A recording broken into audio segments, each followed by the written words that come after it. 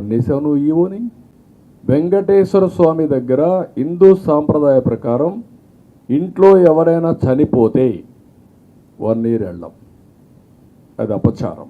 కొడుకు చనిపోతే 12 రోజులు వస్తావా నువ్వు? అపవిత్రం కాదా? నీకు కాకపోవచ్చు, దేవునికి. చంద్రబాబు నాయుడు గారు, మీ లాజిక్ ప్రకారం ఎవరైనా కుటుంబంలో ఒక వ్యక్తి చనిపోతే ఆ కుటుంబ సభ్యులు 12 నెలల పాటు, అంటే ఏడాది పాటు తిరుమల తిరుపతి దేవస్థానానికి రాకూడదు, వస్తే మహాపాతకం అని చెప్పి మీరు మాట్లాడారు. మరి మీ సొంత కుటుంబంలో మీ తోడబుట్టినటువంటి తమ్ముడు, నీ రక్తం పంచుకు పుట్టినటువంటి తమ్ముడైనటువంటి నారా రామ్మూర్తి నాయుడు గారు చనిపోయిన కేవలం 5 నెలలు కూడా కాకుండానే నవంబర్ 2024లో చనిపోతే మార్చి 2025లో తమరు తమ కుటుంబ సభ్యులు సకుటుంబ సపరివార సమేతంగా తిరుమల తిరుపతి దేవస్థానానికి వచ్చి అక్కడ వెంకటేశ్వర స్వామి దర్శనం చేసుకోవడమే కాకుండా అన్నదానం కూడా చేశారు కదా. మరి ఇది మహాపాతకం కాదా? నువ్వు చేసినటువంటి ఈ సూతకం వల్ల ఆంధ్రప్రదేశ్ ప్రజలకి మహాపాపం కలగలేదా? నీకు ఓట్లేసిన ప్రజలకి మహాపాపం కలగలేదా?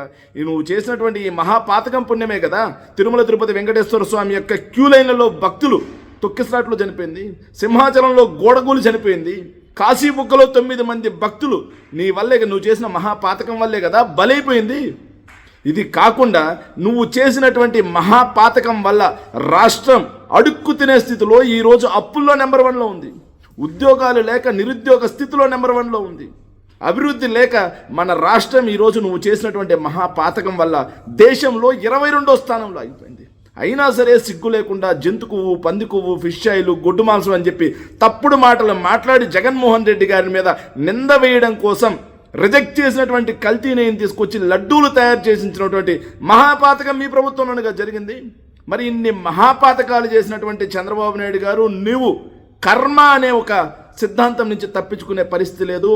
ఏదైతే మీ పాపం పండే రోజు కూడా దగ్గరలోనే ఉంది చంద్రబాబు నాయుడు గారు. Thank you.